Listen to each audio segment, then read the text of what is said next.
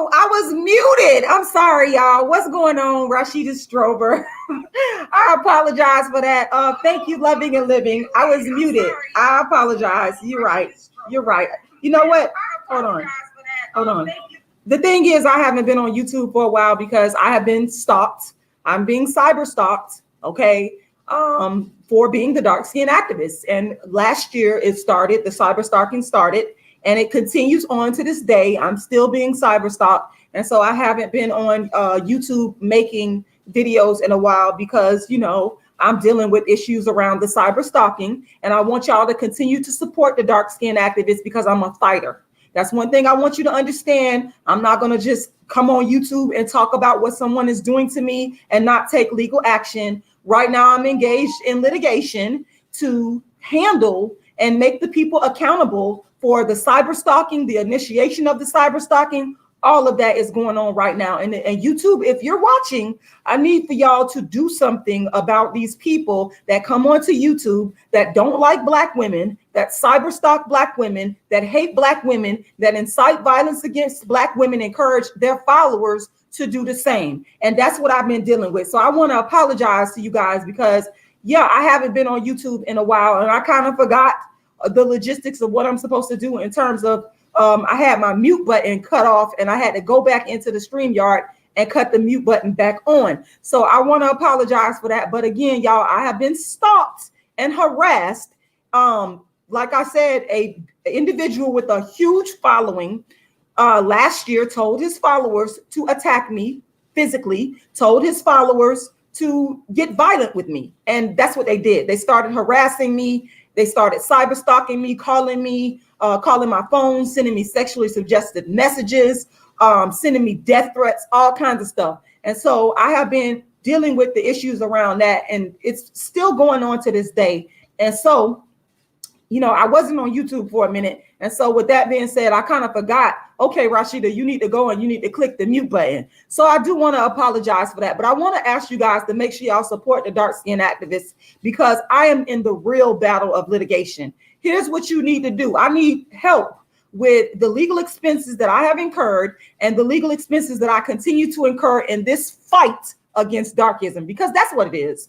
All it is there are people out there that are angry that I'm the dark skin activist, that are upset that I am the first person to bring the dark skin, light skin, colorism, darkism issue to the fore on social media, and they don't like that. And they're doing everything in their power to stop me.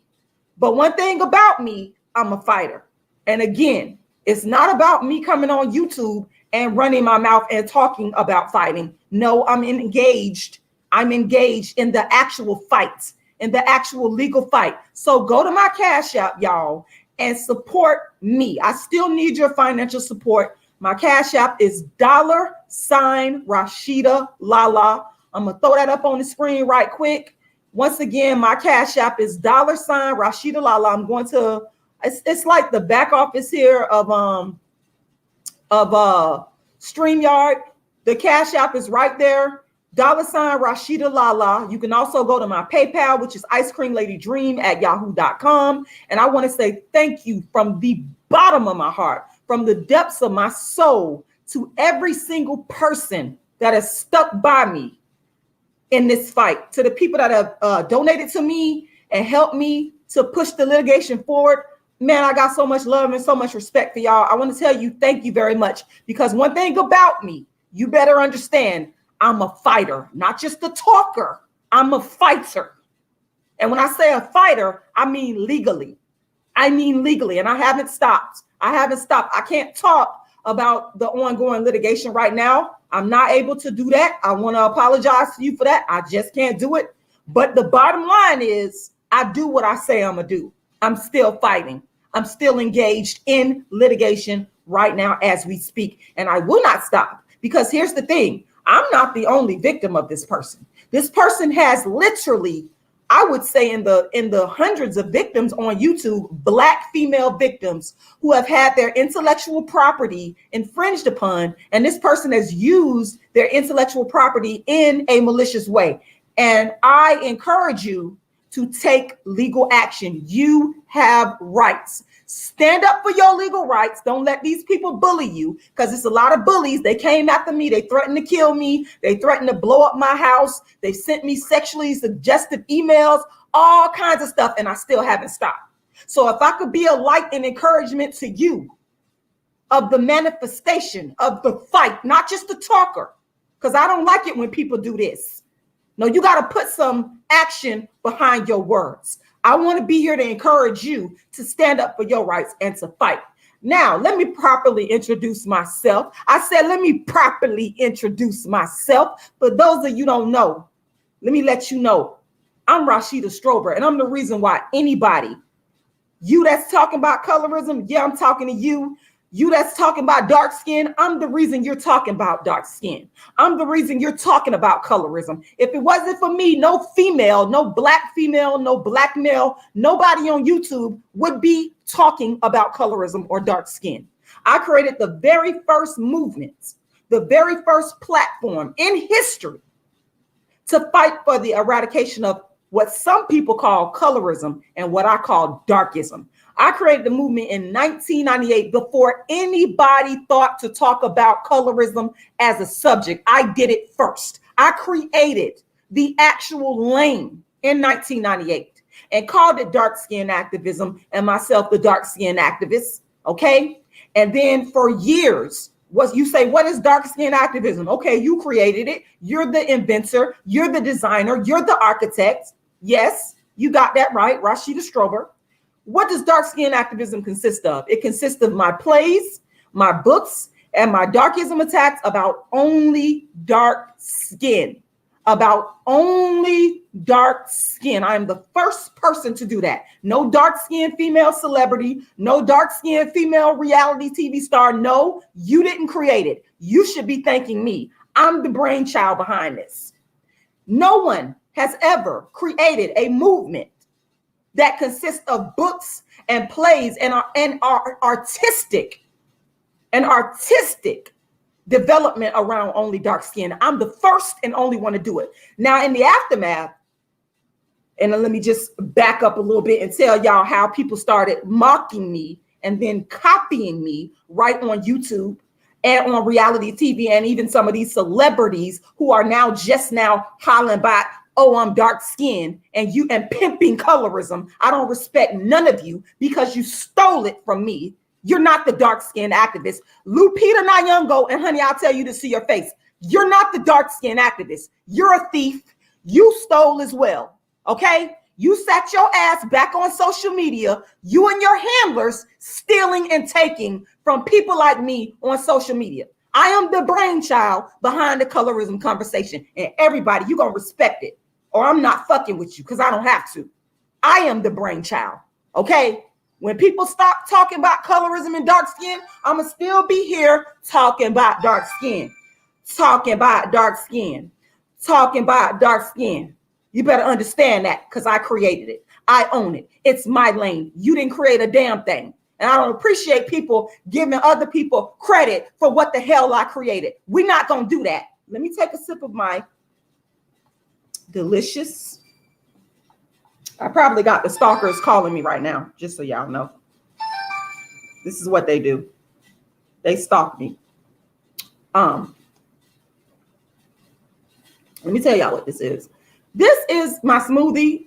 Most of my lovely followers, I love y'all so much. Most of y'all know that I am vegan, and I made me a smoothie here with kale. Hold on one second, because I know what I'm gonna do. That's the stalker calling. This is what they do. They watch me Google and YouTube when I go live on my channel, minding my business, as a result of the ringleader who last year gave out my information on YouTube. The stalkers, the cyber stalkers, they call my phone and they harass me. And this is what they're doing right now. So what I'm going to do is I'm going to block that phone number right there. And this person, you will be dealt with legally. It's only a matter of time. It's only a matter of time. So let me tell y'all what this is, what I'm drinking. This is a mixture of kale. What else I put in here? Kale, strawberries, apples, melon, the green melon, and the orange melon. And that is what I am drinking, y'all. And it is very good. It is very hot. So I like to stay hydrated. Oh, I put some coconut water in here as well. Hello, Deej Talbert. I want to say hello to everybody, and I want to say thank y'all for supporting me. I love y'all. Gia, you said, are you going to start teaching how dark-skinned women can practice self-love? I would love to see more of that. I started that. I already did that. That's what I'm saying. You guys are late. Let me finish introducing myself, because some of y'all are very confused and you don't understand that the questions that you're asking me about teaching dark-skinned women, I've already done that. I've been doing that before anybody else has been doing that. Before there was social media, before there was YouTube, I've been doing that. People have stolen from my books, stolen from my brands. That is what these people have done. Understand me clearly. Understand me clearly when I say that. So let me just go into the history. In 1998, I created Dark Skin Activism, the first platform in history to fight for the eradication of darkism, to fight for the eradication of colorism. Now, what does dark skin activism consist of? It consists of me writing books about only dark skin. It consists of me writing plays about only dark skin. And it also consists of me doing darkism talks. And to answer your question, what I have done in those darkism talks before anybody started talking about dark skin is I go around the country performing my play, A Dark Skinned Woman's Revenge, and then I hold darkism talks. I also hold workshops in schools and workshops in various places like the public libraries, for different organizations, for churches. I've done it for all types of organizations over the year. I am the first person to do this. I've been doing this. This is not anything new. Now, my books also teach dark-skinned women how to practice self-love. Let me explain. The very first motivational book for dark-skinned females called How to Be the Hottest Dark-Skinned Chick on the Planet. Now, I used to give this book away for free about 6-7 years ago on my website. But after I went viral, Black women on YouTube and online started going to my website, downloading my free book and stealing from my content. They would steal from my content, bring it back to their YouTube channels, and pass it off as if it were theirs. So I've already done what you're saying. I've already taught dark-skinned women how to practice self-love through my book, How to Be the Hottest Dark-Skinned Chick on the Planet, which I wrote before and one of these females on YouTube started talking about dark skin. They stole and took from me, which I've already been doing workshops in the community for years, way before there was YouTube. I've been doing what you asked in regards to teaching dark-skinned women about practice and self-love. I've been doing that. Everybody is following behind me, but they're not giving me credit. So let me go back. From 1998 up until 2010, I was writing my books and selling my books and doing my darkism talks and performing my play, A Dark-Skinned Woman's Revenge. And within the darkism talks, there were workshops. So for example, I am actually a great American teacher and speaker, and that is what I've been doing for years, going into the school system, speaking to dark-skinned girls and Black girls in general about self-love. You see, I'm the real dark-skinned activist. I ain't had to watch people videos on YouTube and fucking steal from them like these Black bitches have done to me. Yep, I'm gonna call them Black bitches because they're fucking thieves. So from 1998 to 2010, I was already doing dark-skinned activism because I created the whole blueprint. 2010, I brought the first colorism channel to YouTube. 2014, Tommy Sotomayor contacted me. I did not contact him. He contacted me on Facebook and asked me to come on to his platform to discuss my dark skin agenda. Now, no bitch was talking about dark skin at this time. No Lupita or none of these hoes online talking about it right now. They want to talk about no dark skin, and they know it. They want to talk about no colorism, and they know it. Tommy Sotomayor hit me up on my Facebook Messenger. He told me that somebody had been watching me, sent him my information, and he asked me at this time, I did not know who he was, asked me to come up on his platform. I came on his platform to discuss my dark skin agenda. 2014. I didn't say 2021. I'm the motherfucking GOAT. Y'all better understand this. Don't nobody better not come up on here disrespecting me, because it's gonna be a problem. I birthed these bitches online. They're all stealing from me. 2014, let me say that again. Tommy Sotomayor inboxed me on my Facebook and asked me to come onto his platform to discuss my dark skin agenda, because I was the only one, me and Cola Booth, talking about dark skin and colorism. It wasn't nobody else doing this. And these bitches know they weren't doing it. I didn't know who Tommy Sotomayor was at the time. So dark skin activism got popping. It started to get popping because obviously this man has a large platform. So people started to know who I was.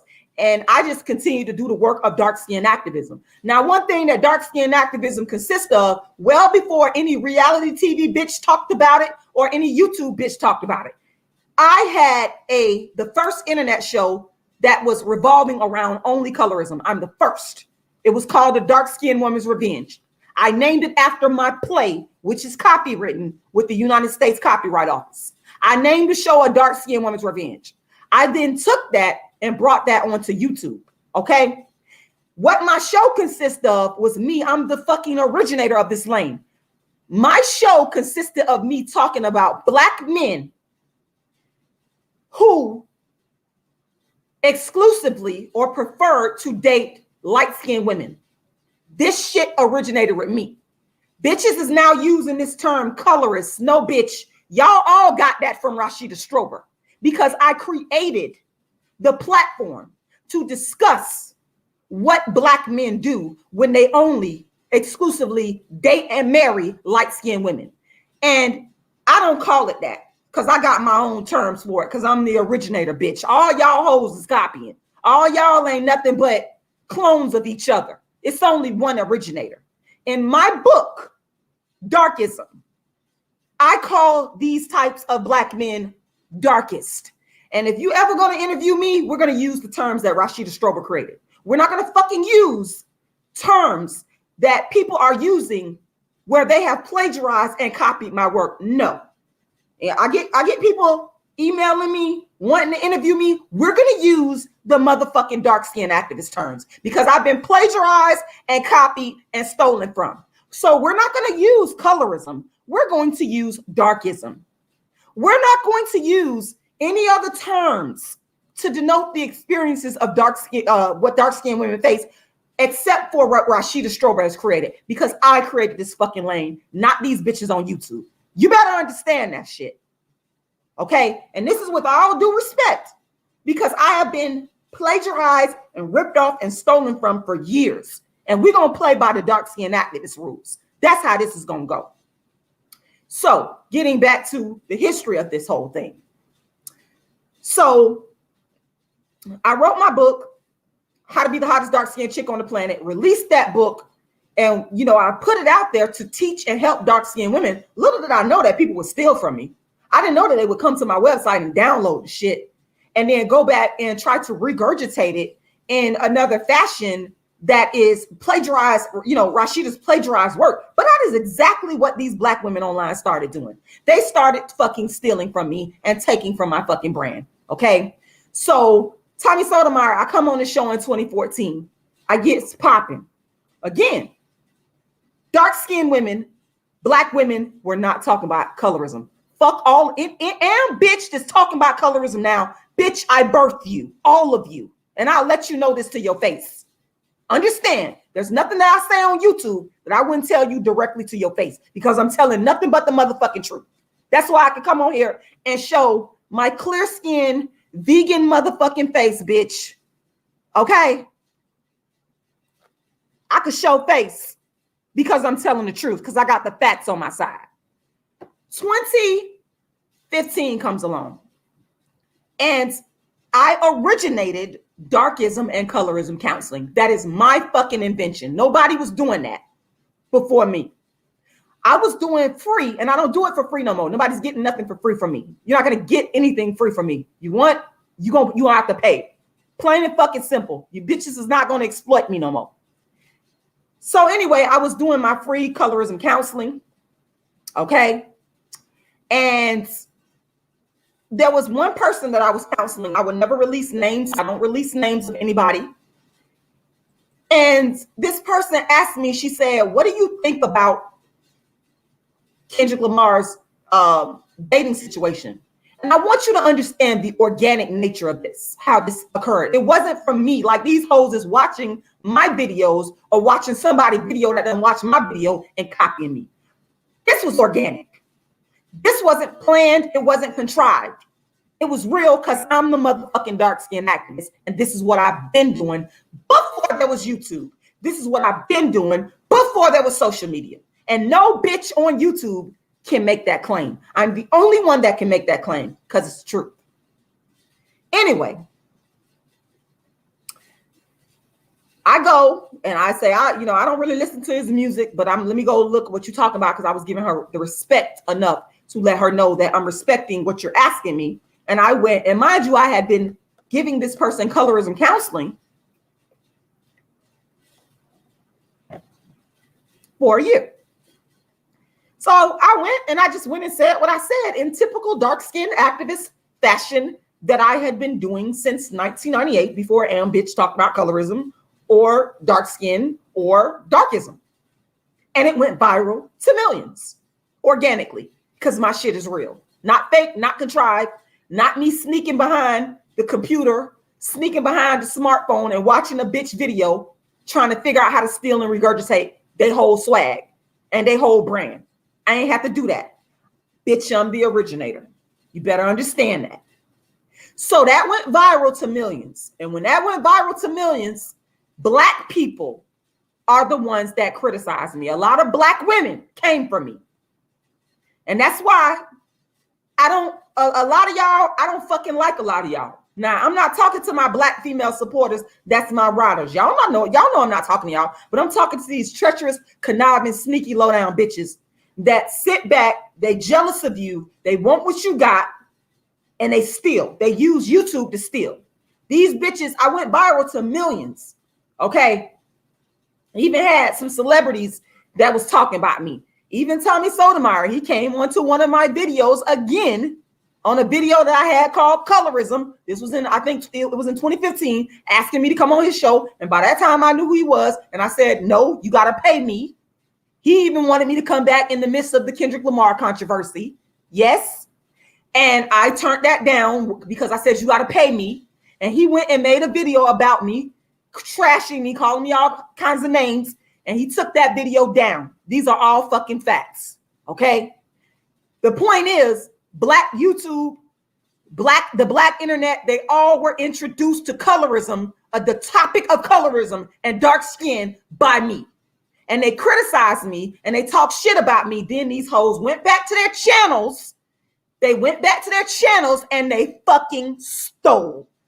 Every last one of these bitches that's talking about colorism in 2021, they have stolen from Rashida Strober in some way, shape, fashion, or form. Now, the ones that's talking about it newly and just in 2021 or the last couple of years, they've indirectly stole. Because what they've done is they watched the bitch that done watched the bitch that done watched the bitch that done watched the bitch that done watched the dark-skinned activist, the motherfucking originator, bitch, the motherfucking godmother.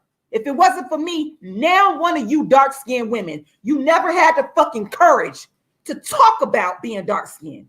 And don't one of you ever come telling me about no motherfucking Lupita Nyong'o. She is a bandwagon jumper. She did not talk about dark skin and colorism until after I fucking made it pop.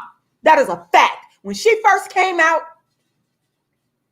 as an actress, she wasn't talk about no motherfucking colorism. Show me what she was talking about colorism. Only after I made that shit pop years later did this woman start talking about colorism. Bitch, because you watched the topic grow on the internet and you want to jump on the bandwagon and capitalize. Shout out to Uncle Shug. Shout out to Uncle Shug. Shout out to Uncle Shug. I see you. I just have to let these bitches know. And they come on here, light-skinned ones, dark-skinned ones, just 2021 and 2020 bitches be hollering about color. Bitch, shut the fuck up. I don't respect nothing that none of you bitches got to say. All y'all is fake. You contrived. You're not the real deal, and trust and believe I don't motherfucking play. I'll tell you this to your face. I will fucking let you know I done went head to head. I created the motherfucking colorism debate.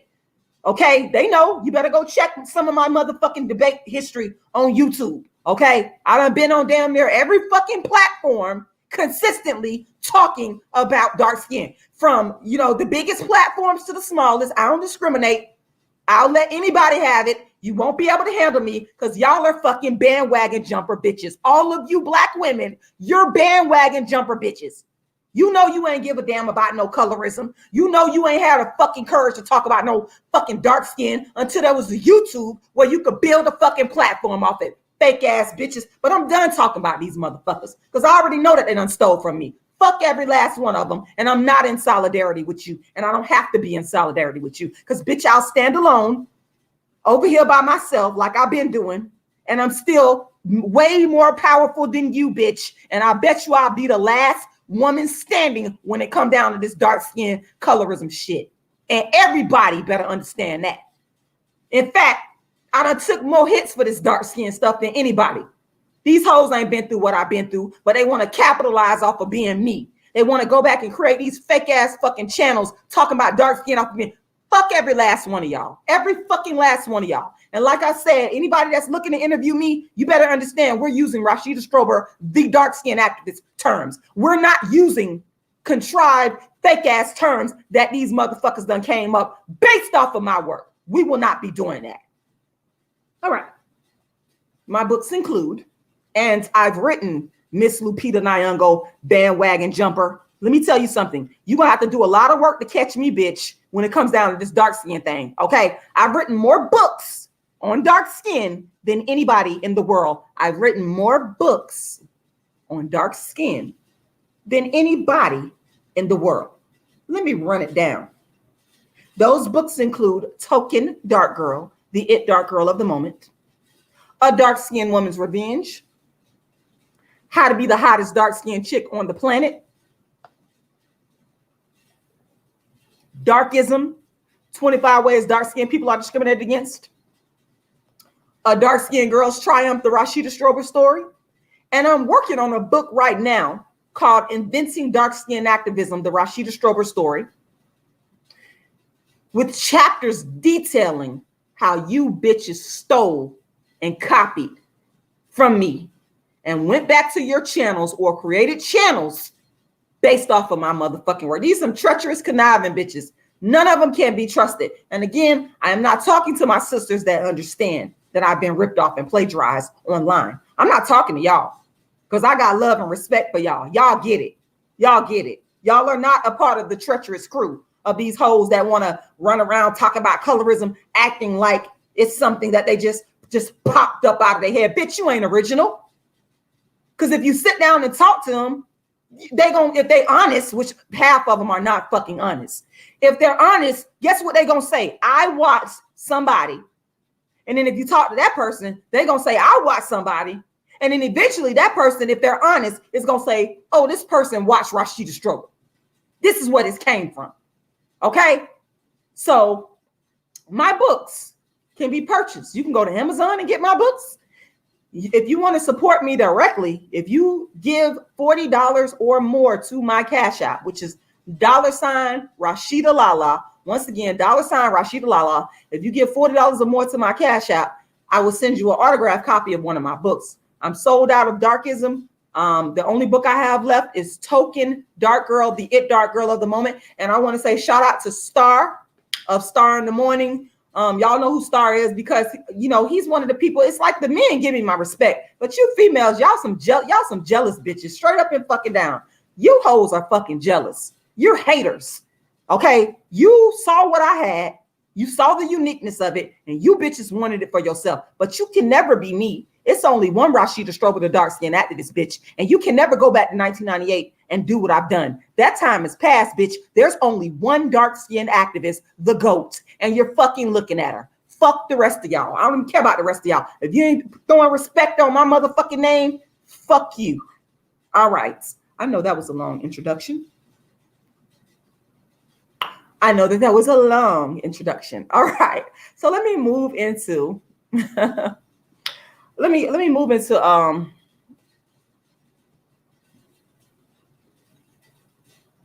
okay, Gia. I see you. I see your question. I had to go into my introduction. Sometimes my introduction, it changes up. It changes up. Okay. Jay, you say seems like you don't like your fellow black sisters. I don't like them bitches that done stole from me. I don't like these bitches on YouTube that done stole from me. Fuck them. I don't like them. I done said that 1,000,001 times. It ain't no seems like you're ready. Make me think about it. Okay, let me stop diverging. It ain't no seems like I don't like them. I've said that. I'm not trying to hide. I'm not trying to hide it. I've said it. I tell them this shit to their face. These bitches have stolen from me on YouTube. I don't like them. No, absolutely not. What else? What else? What else? Drink my juice. Why you tell me what else?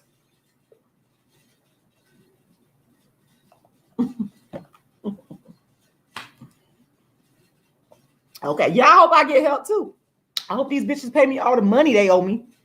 I want my fucking money that they owe me from going to their channels, stealing my fucking work and monetizing it. Jay, why don't you tell them bitches to pay me back my motherfucking money?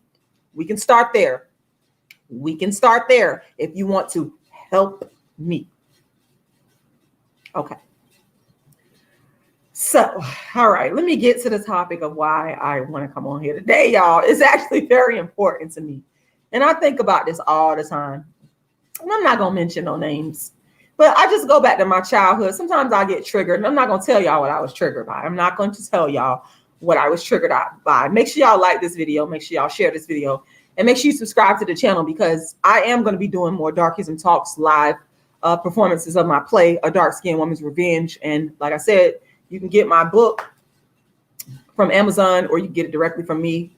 $40 to my Cash App, $rashidalala.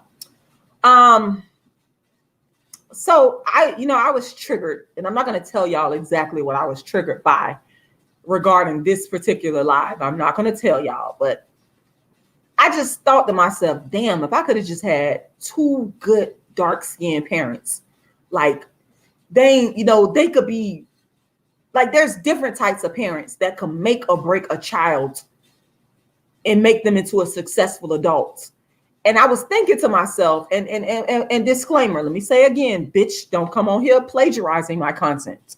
Don't go back to your channel regurgitating what I'm saying today about two dark-skinned parents, because that's what these bitches do. They'll watch me in the cut,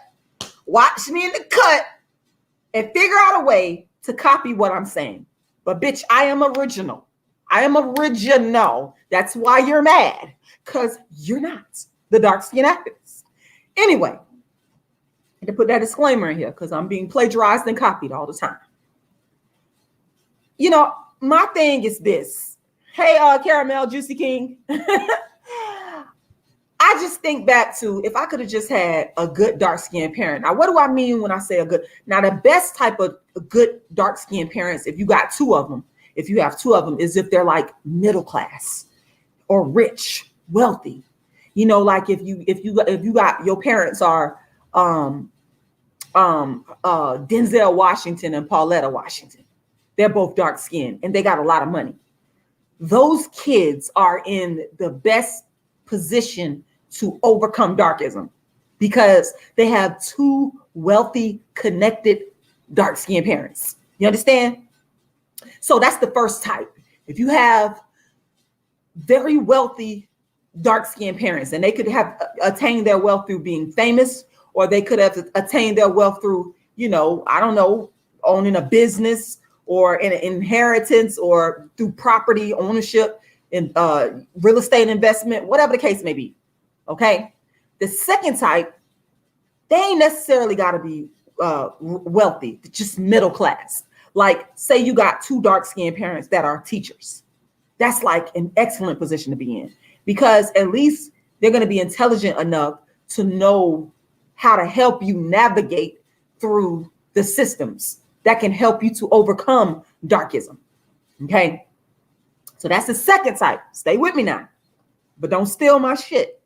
This is my original thought process. Don't steal my shit. Don't steal my shit. You're not the dark-skinned activist.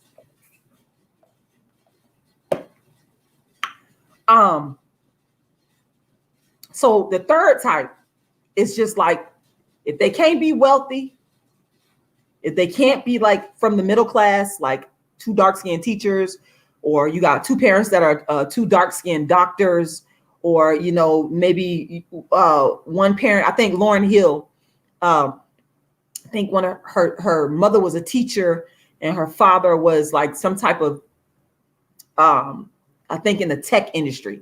The point is, if you have two dark-skinned parents that are solidly middle class, they come from the middle class, they're going to have a different set of standards and values for their offspring, and they're going to be able to be in a position to help their offspring overcome systemic darkism, right? So that's the second type. The third type is the hustling type. I'll take that one too. They could just be like, they might not have, but say a high school education. You know, maybe they didn't graduate from high school, but it's some people that I know a person like this, don't got a high school diploma, but he's a fucking hustler. Very smart, knows how to go out and make money. He's dark skinned, knows how to fucking get money. Understands?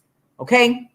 So if you got two parents, two dark skinned parents like that, and I'm talking about legal, I'm not talking about anything that's dealing with illegality. I'm talking about two dark-skinned parents that are just, maybe they, you know, they couldn't go to college. Maybe they dropped out of high school. Maybe they just have a high school diploma, but they're fucking hustlers. Okay.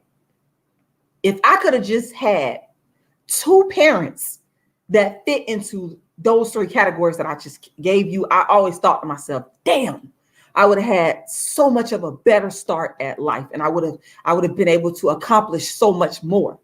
Now, the last type of parent is the parent. Okay, now there is a level that comes before just like the bottom of the barrel. You got those parents that maybe they're not necessarily a hustler, you know, maybe they are a high school dropout, maybe they have a high school diploma, but they just go to work every day. You know, they're not a hustler, they got a regular job, but they get up and they go to work every day. If you got two dark-skinned parents like that, you could do well as two, because they have a work ethic. Okay. They may not be that hustling type. You know, they may not be middle class with a college degree and some type of middle class job, or they may not be Pauletta Washington and Denzel Washington wealthy. You know, they may not be that, but they go to work every day. Even if you have those two types of parents, it's going to give you just a little bit of a better edge versus the last type, which I hate. Which if you come from this type of parent, which I came from, and I don't mean no disrespect. I don't mean no disrespect. I don't know why you think this is comical, Jay. I'm fucking dead ass serious. I'm fucking serious about this. I'm not here for fucking comedy. I'm here to tell you what's on my mind, what I think. See, it's the thing. Motherfuckers be mocking me, then they'll turn around and fucking copy me. I'm telling you what I think as the dark-skinned activist, the makings of the dark-skinned activist, why I'm the dark-skinned activist. You know, the experiences that I've gone through. And one of the experiences I've gone through is having a parent or parents that did not fit into the four categories that I just gave you. And that is why my life has been hell. And when you come from the bottom of the barrel level, that's when you got to really struggle through darkism. Well, Jay, it's complicated because my dad, it wasn't so much that he was lazy. It wasn't that he was lazy. No, he was in the military and he wanted to marry my mom. And my mom was, I think, 23 and he was 53 when I was conceived. And that's probably the reason why I am a fan of older men. I like older men. I only date older men, y'all. I only fucking date older men. I love me an older man. I don't know why. I just like, oh my goodness. That's a whole nother topic, but I think I got that from my mama. But anyway, my dad was a great person and he wanted to marry my mom, but she didn't want to. And, you know, I think that the fact that she didn't want to marry him is what caused me to have a horrible life, a horrible childhood. And this is the bottom of the barrel parents. And I'm not saying it to be disrespectful. I'm just saying, I'm just giving y'all the levels to dark-skinned parents. Maybe I should have titled this Levels to Dark-Skinned Parents in order to escape darkism. Level number 1. And again, don't copy my shit. Don't. These are my original thoughts. Level number 1 would be the Denzel Washington, Pauletta Washington, wealthy type. And again, their wealth could come from, you got shows like Married to the Medicine, for example. Those dark-skinned females that are on there. What's the dark-skinned doctor? They don't have any kids. I think her husband cheated on her. She's really pretty. And I like her. I like her attitude. She's the gynecologist. And then there's, what's their names? They're examples that would fit into this first category. Like their children. But wait a minute. Dr. Simone, she dark-skinned, but her husband not dark-skinned. It would need to be 2 dark-skinned parents. Now I'm gonna get on having at least 1 dark-skinned parent, but for now we talk about 2 dark-skinned parents. So the Dr. Jackie. So Dr. Jackie, if her and her husband, they both dark-skinned. If they had kids, oh my God. Their kids, like for example, I would love to have been a child and have them be my parents. Oh my fucking God. And let me tell y'all, there was a lady that was a part of category 2, a part of the middle class. She was dark skinned. I'm not going to give too much information here because I know I have these hating bitches watching me. And why y'all want me to drop my link? I'm not dropping my fucking link in here. Let me tell you something. If you want me to drop my link, because I don't trust y'all. Some of y'all, people are stalking me. They're angry because I'm calling out darkism. They're angry because I'm the dark skinned activist. They don't want me to speak out and they're stalking me. That's what's going on. So if you want to do an interview with me, you don't have to go to my Cash App. My Cash App is $rashidalala. Once again, $rashidalala. And I need funds to help me pay for the legal expenses that I've incurred and that I keep incurring in this legal fight against darkism. So go to my Cash App and make a donation. My Cash App is $rashidalala. All right. So when I was going through my turmoil as a child, there was this one lady, and she was dark skinned. She was very classy, from the middle class. She had a lot of money. She was like, she didn't have like Denzel Washington dark skinned money, not that type of money. She had the middle class money, like a doctor, lawyer type of investor type of money. And some of these investors are very wealthy as well. But she wasn't like, like on that level. Like Denzel Washington is probably worth millions and millions of dollars. But I think y'all get the point. And she actually wanted to adopt me. She liked me so much.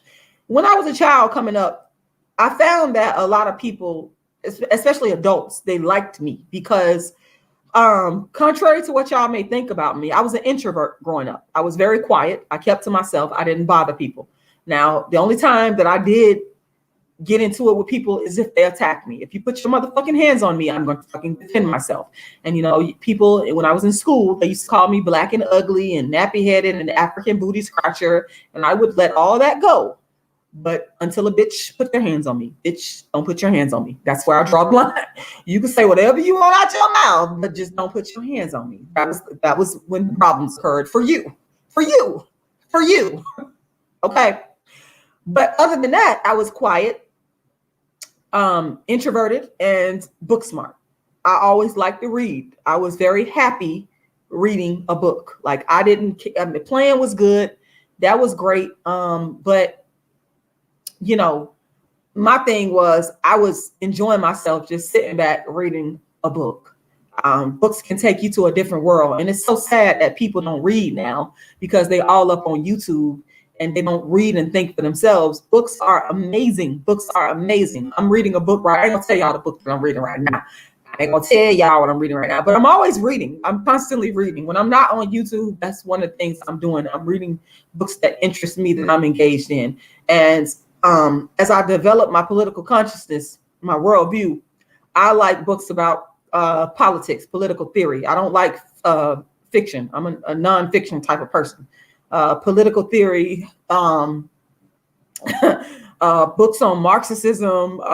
Some of y'all may think this is strange, but it's not to me. The Russian Revolution, the Iranian Revolution, anything that's dealing with history, I like. Anything that's dealing with political history, I like. I like sociology. Anything that's dealing with why human beings treat each other the way that they treat each other. So I like to read, and that's what I would do. I would read all the time. And people would be like, they would bother me. They would like, they was hating on me because I like, what the fuck? A motherfucker that's over there reading mind their business is not bothering nobody. I mean, you got to sit there and like read the damn book. Who you bothering? People used to get angry in my family. Haters. Hi, haters. Mad because I just wanted to be sitting somewhere, chilling, reading. They were actually mad about that. And I don't understand that. I done told you, said Dark Skin TV, Rashida Strober, I read too. I love it. That's one of my favorite things to do to this day. It's summertime. I go to the beach. I got my beach chairs and I will sit there with me a book and I will read it because that's what I like to do. And I have books in my car. I carry books around in my car because that's what I fucking like to do. I like to read. But people didn't like that.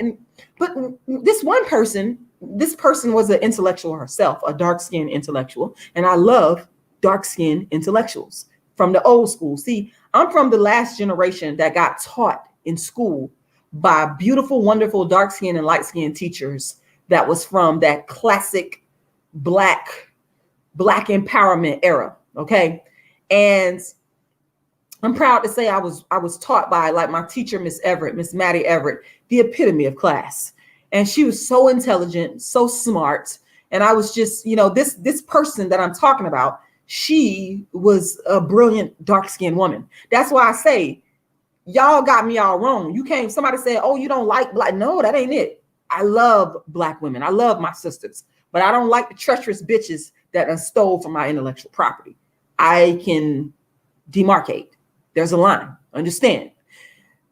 Again, I grew up around when I was in school. I was taught by black female intellectuals, very intelligent, classy black women, and some white women. I had this one white teacher who I will never forget a day in my life, who I loved so much.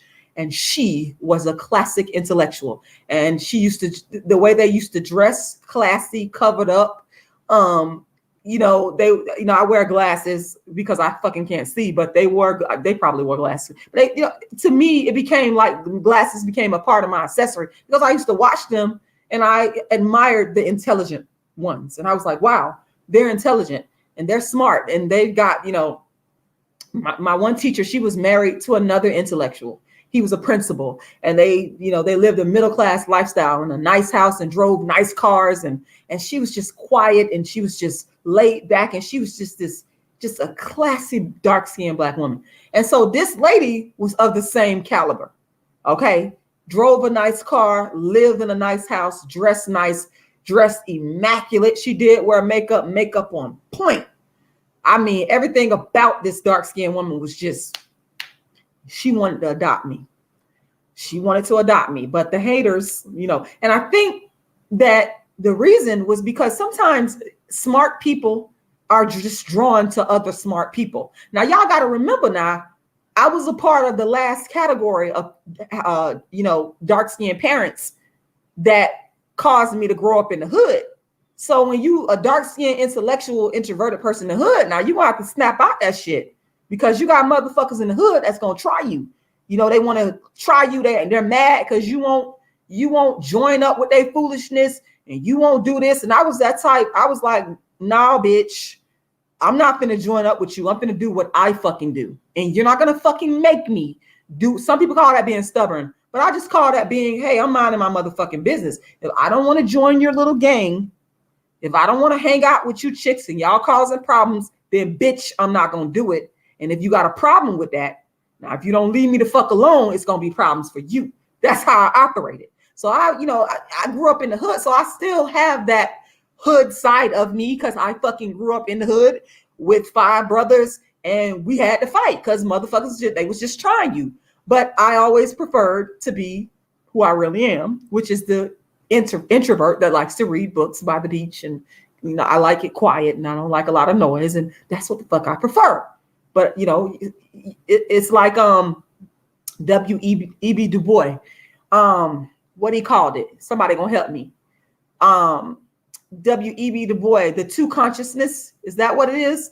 Let me Google it real quick. W.E.B. Du Bois. To something. There's a name that this particular philosophy, double consciousness. That's what it is. And he talked about the double consciousness in regards to Black people in America having a double consciousness in terms of having to deal with the Black world and deal with the white world. And so, see how you don't plagiarize? See how I ain't plagiarize? You bitches that's copying dark skin activists on YouTube. You see how I did that? Intellectually honest.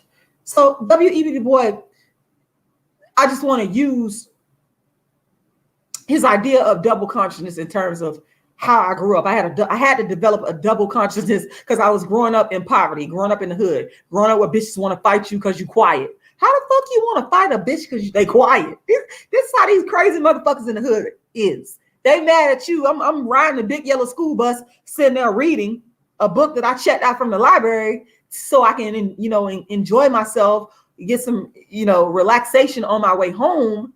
But you mad and you angry because I'm over here reading and you want to fight me. You don't like that. And then on top of that, you calling me black and ugly. And you think I'm not going to defend myself because, bitch, I don't know, you maybe you think you big and bad or you popular, whatever the fucking case may be. But bitch, a lot of these bitches found out the hard way. I didn't play. I didn't fucking play when I was in school. And I still don't fucking play with bitches. I don't fucking play. I'm not a troublemaker. I'm not a bully. Okay? I don't like bullies. But I don't play with these motherfuckers. So, you know, I had that double consciousness. You got the intellectual introvert over here, you know, and then you got the hood motherfucker that, you know, the hood can come out if you bring it out, bitch. If you fucking bring it out, bitch, I don't want to bring it out.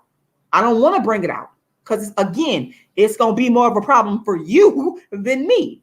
So, that's how it was, though. But I'm going off here on a tangent, y'all. Okay. There's no rhyme or reason to my lives. Okay. I'm just telling y'all how I feel. So if I go off on a tangent, yes, YouTube helper, code switching. Ain't that some shit? It's fucked up that dark skinned people got to go through that. It's really fucked up. And that's I'm glad you said that. YouTube helper said code switching. W.E.B. Du Bois called it double consciousness. It's this thing where in school where some of the black kids will say, oh, you're talking white. What the fuck? You're talking white. I've even had my daughter, Lauren. It's funny because she told me, she said some kids in schools told her that she has a white name. Her name, Lauren. They said, oh, you got a white name.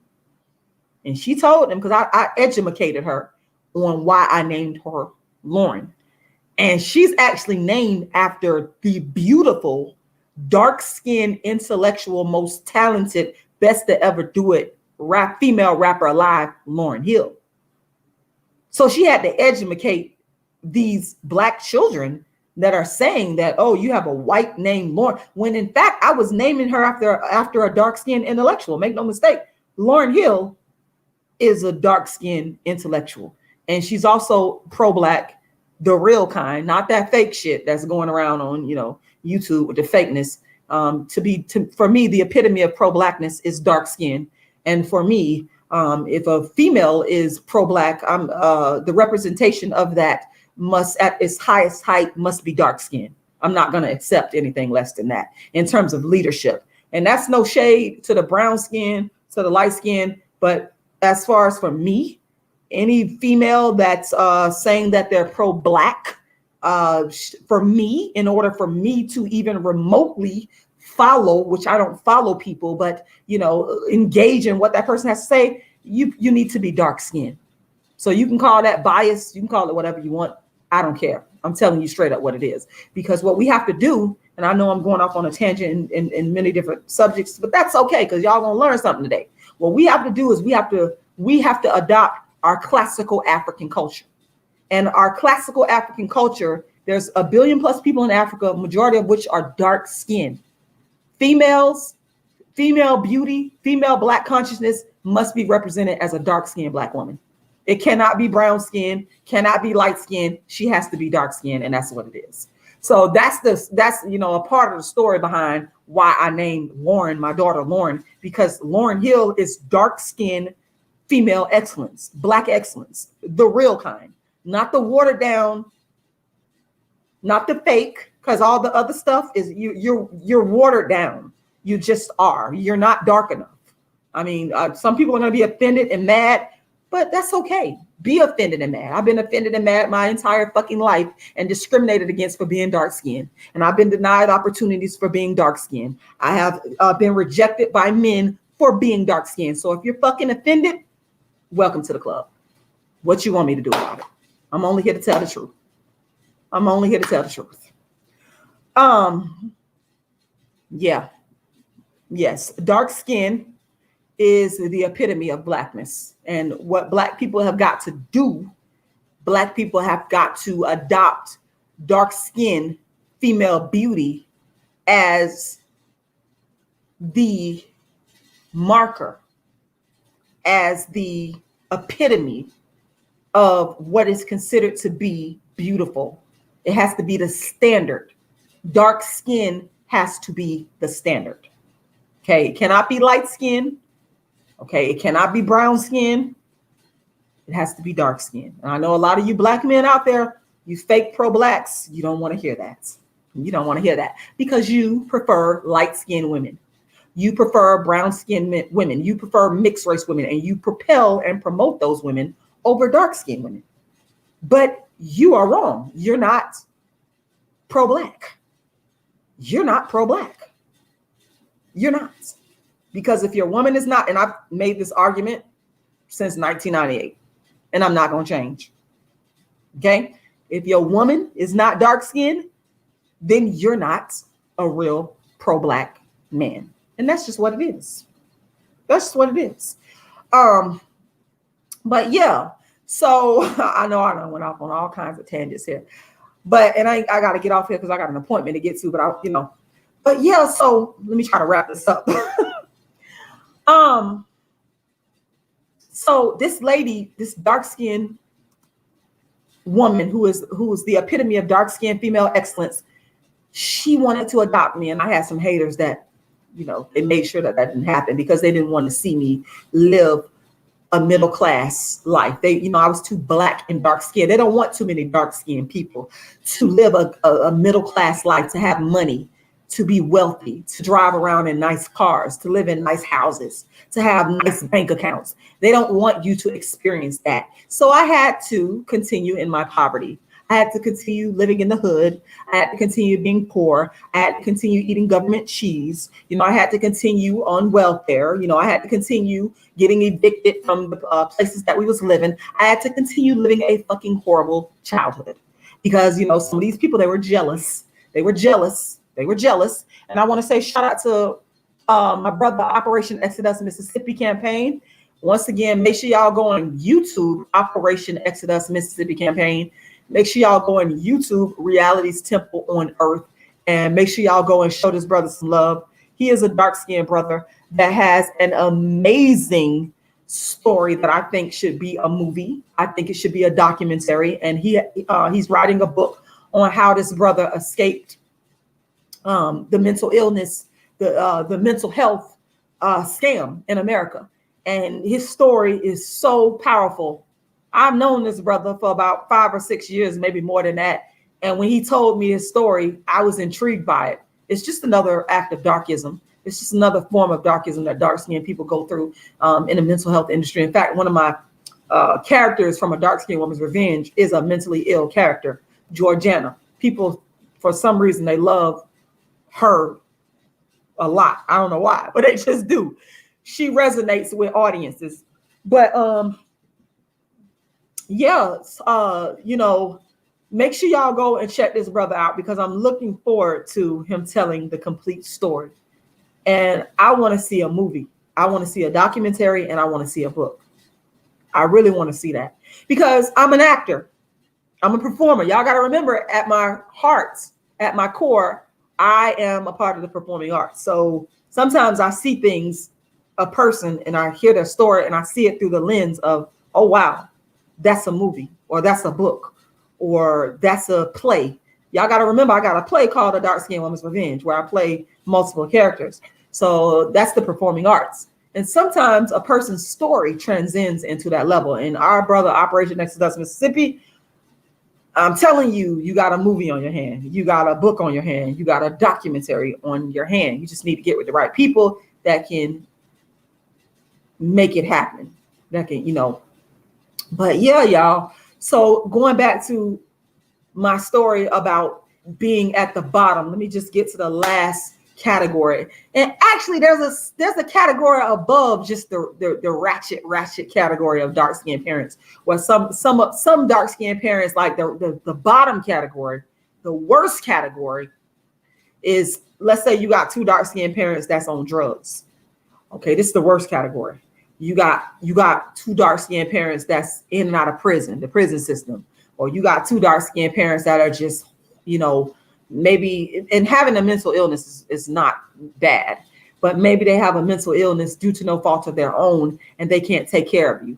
But the worst of the worst is the drug addicts, the ones that do drugs and don't take care of their kids. The worst of the worst is having two dark-skinned parents that's in and out of jail, that's committing crimes. Though that's the worst of the worst.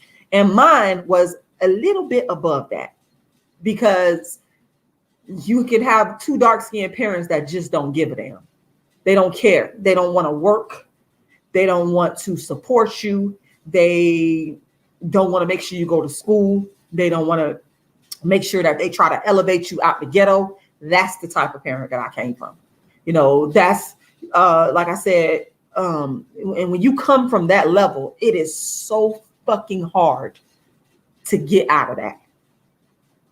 It is so, that's why I say sometimes I think back on my life and I wish to God that I could have had one of the four categories that I named. The wealthy one would have been the best, but I would have took the middle class. I would have took the two working class. I would have took the ones that just work. Maybe you ain't had nothing but a high school diploma. Maybe you was a high school dropout, but you worked and you provide. I would have took that. I would have happily took that. You understand? A lot of this is economics. And when you come from the level where I came from, it's hell getting out. You got to fight and if you get out, you are to be fucking applauded. The motherfuckers that got the wealthy, dark-skinned parents, you're not to be applauded like that.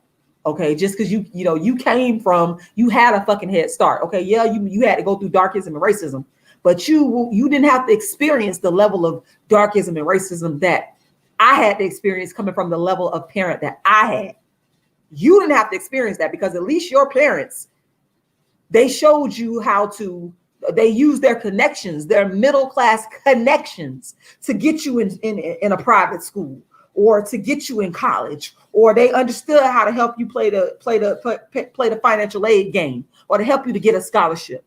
I didn't have none of that. I fucking literally came from the bottom, and it was sink or fucking swim. See, I can't really respect those that ain't really. I mean, I respect you, but I don't, because to come from the level that I came from, and to not end up on drugs, and to not end up in dire poverty, and to not end up homeless and on the street, that's where the real respect lies. Not the people that came from this wealthy, this privilege, this middle class dark skin privilege, this wealthy dark skin privilege, this working class dark skin privilege. You ain't come from that, so you ain't have to go through what I had to go through to get a fraction of what I'm supposed to get. And I ain't hating. I'm just calling out what it really is. You understand me? I'm just calling out what the fuck it really is. Like, for example, Chris Garner, that dark-skinned stockbroker. Y'all know who Chris Garner is? I respect Chris Garner. He's the one that built the wealth. His kids is eating off what he built. Okay, that's why, let me give y'all, and I'm not mad at the kids. Don't take that as hate. I'm just giving you an example. Chris Garner was homeless and had to go through hell and high water. And he used his brain power.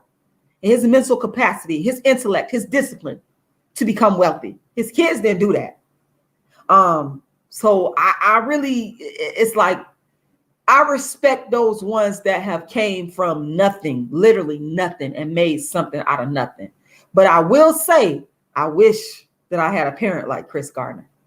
I wish, because Chris Gardner was that. See, that's the thing. If you got a parent like a Chris Gardner that is a hustler and they're intelligent, they can get out of anything.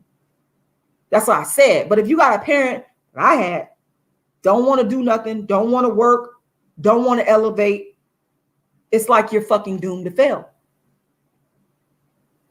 You're doomed to fail unless you do something to make it happen. Unless you fight to make it happen. You understand what I'm saying? Do y'all understand what I'm saying? So I'm going to talk to y'all more about these levels of the two types of dark-skinned parents, which there are really 5 that I just talked about today that I wish I had, that I wish that I could have came from. I wish that I could do a do-over. I do. I wish to God that I could do it all over again, but I can't. And we know that. We know that. We just, like I told these bitches when I came on here, you bitches will never be able to go back to 1998 and create dark skin activism. I know you wish that you had my legitimacy. I know you wish you was me. You wrote the books. You actually created it, but you can't. So all you can do is fucking steal and copy me and watch me and copy me. In the same way, I can't go back in time and, pick and choose my parent. But to those of you that have the types of parents that I named, the good ones in the good categories, you need to be grateful. You need to be happy. Because those parents have saved you from, they helped you to get around, they gave you a shortcut to get around the darkism and the racism to where you didn't have to work as hard. Okay. I got to get out of here, y'all. I got an appointment to get to, but I am going to come back on here and talk a little bit more about this. Aubrey, Grandma, I apologize. I have to go. But I just wanted to share those thoughts with y'all because that's what's on my mind today. I want to thank y'all for watching. Make sure y'all like the video. Make sure y'all share the video. Make sure y'all subscribe. Well,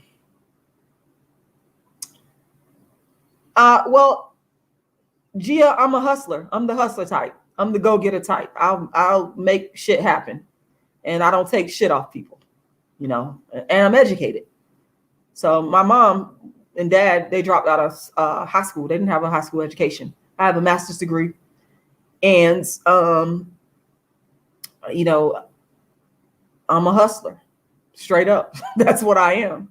And another thing, I don't have a whole bunch of children with a whole bunch of different people. That's another part of the problem. You see, it's economics.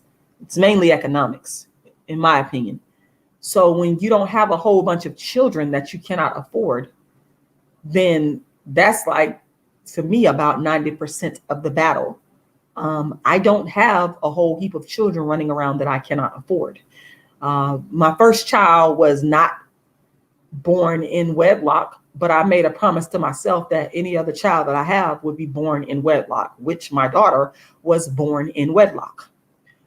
She is being raised by both her mom and her dad, which I didn't have that privilege.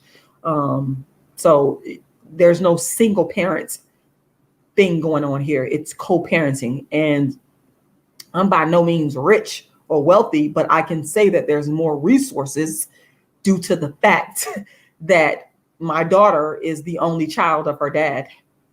Let that sink in. Who's an educated man with a PhD. Let that sink in. And my daughter, my son is an adult, so she's the only child I'm raising. So there's more resources to go around when you have parents that are both educated and you are their only child. So there's a world of difference. There's a world of difference. Actually, I'm not a single mom of 2, Kanye Pepper. You said you're a single mom of 2. I'm not. My son is an adult who takes care of himself, who works. He does not have any children, and he has his own place where he lived. I don't take care of him. He takes care of himself. My daughter was born in wedlock. I was married to her dad for 10 years. He is an educated man with a PhD. I'm an educated woman, and my daughter, there again, anybody with common sense knows that there's more resources. We don't do drugs. We're not crackheads. We don't drink alcohol. We are solid people. So she has a level of dark skin privilege, economic dark skin privilege. Yes. So that's a whole different ballgame. I, on the other hand, came up in a home with 6 kids with multiple baby daddies. Mother was a high school dropout. My daddy didn't raise me. Government cheese, food stamps, getting evicted, homeless. My daughter isn't going through that. She's actually very privileged. Extremely. I'm not married now, but I was married for 10 years to a dark-skinned, educated Black man with a PhD who did his part to take care of me. Are you mad? Are you upset? I see I got a hater in the building. Hi, hater. And when I do get married again, see, I'm going up. I would never marry or date a man that's below what my ex-dark-skinned husband was or is. PhD, educated Black man that handled his business. I see I got some jealous ones in the building. They're mad that I was married to a PhD because I'm dark skinned. And I'm not supposed to. The dark skinned PhDs are supposed to marry the light skinned women and the brown skinned women. But you're jealous because I was married for 10 long years to a dark skinned PhD. You're jealous. You're mad. You're jealous. Let me say it again so I can rub it and throw it in your fucking face.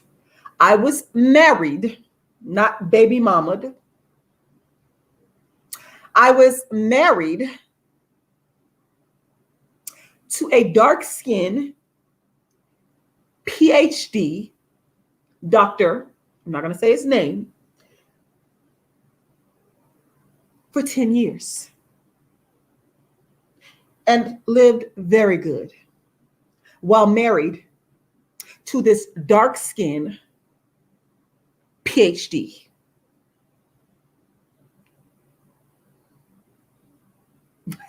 You're jealous. You're mad.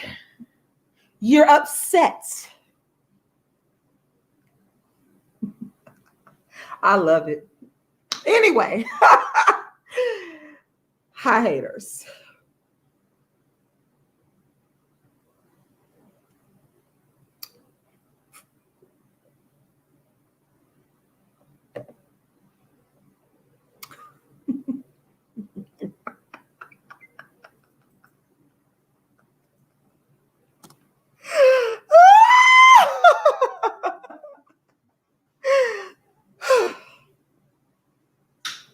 Yes. All right, y'all. That's it.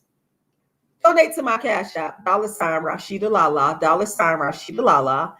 And I will talk to y'all again soon. My PayPal is icecreamladydream@yahoo.com.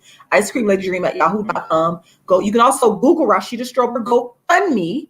You can also go to any one of my YouTube videos and you'll find my Cash App, my GoFundMe, and my PayPal. You will find it in the description or the comment section to all of my videos, or you can go to my website and find my PayPal and Cash App and more information about me. My website is darkskinactivist.com. Once again, darkskinactivist.com. Once again, darkskinactivist.com. Yes, and I know you're mad, Cunyon Pepper, that I was married for 10 long years to a dark-skinned PhD.